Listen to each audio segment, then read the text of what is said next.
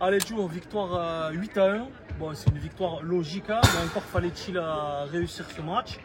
Et c'est toujours bon pour la confiance. Ouais, il fallait qu'on gagne aujourd'hui, il fallait qu'on se rassure parce qu'on reste sur 2 matchs nuls en championnat. Après, il y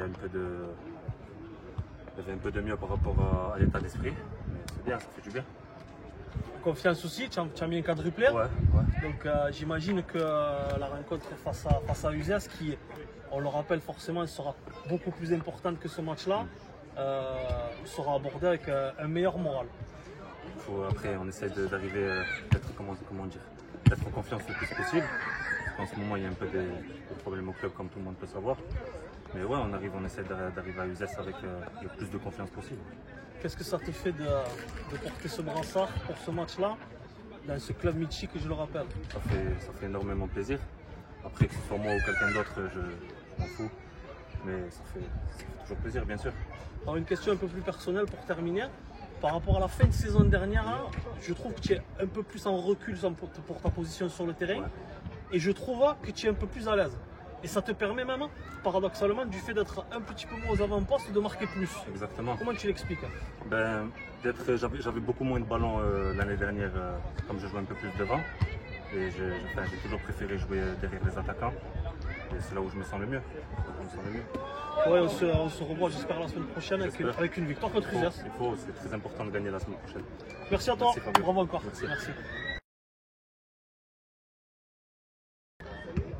Nando, victoire 8-1. Ça a été le FC7 a géré son match de façon très simple, de façon très efficace, mais encore fallait-il le faire. Et comme j'ai dit à ton fils précédemment, c'est très important pour la confiance avant le match, très important face à Uzès. C'est important, bien sûr, c'est important. Ce qui m'a plu aujourd'hui chez les joueurs, c'est qu'on a respecté l'adversaire, comme je leur ai dit. Jouer contre une équipe plus faible que nous, ça manquait de respect à l'équipe adverse. Le plus important, c'est de les respecter. De les respecter, c'est pas 1 ou 2-0 ou 3-0, faire des petits ponts, faire des roulettes. Là, on a joué notre jeu. Je pense qu'il aurait pu avoir encore un plus gros score. Mais bon, je trouve que ça a été dans l'esprit que je voulais, voilà, que je leur demandais. Tu as été entraîneur donc, par intérim. Bien sûr. Est-ce que ce match sera ton seul et unique sur le banc ou tu seras là contre Uzès en tant qu'entraîneur en chef? Contre Uzès, je ne sais pas. En tout cas, je serai là où on me demandera d'être. Tu vois bien, aujourd'hui j'occupe tous les postes. C'est difficile aussi pour moi. Par exemple, j'ai plus de voix. Mais bon, c'est vrai que ça serait bien qu'on mette en place rapidement un entraîneur pour que moi je puisse m'occuper du sportif et laisser aux autres à leur occupation, quoi. Est-ce que la coupe Occitanie, malgré tout, est un objectif de fin de saison pour Oui, le bien sûr. La coupe Occitanie et la coupe de l'Hérault, ce sont deux objectifs pour le club et pour l'équipe, bien sûr. Alors, il y a eu une petite revue d'effectifs, on va dire, aujourd'hui. Je sais qu'un coach ou un président ou un manager n'aime pas en parler spécialement, mais j'aimerais parler d'un seul joueur, Maël Debza.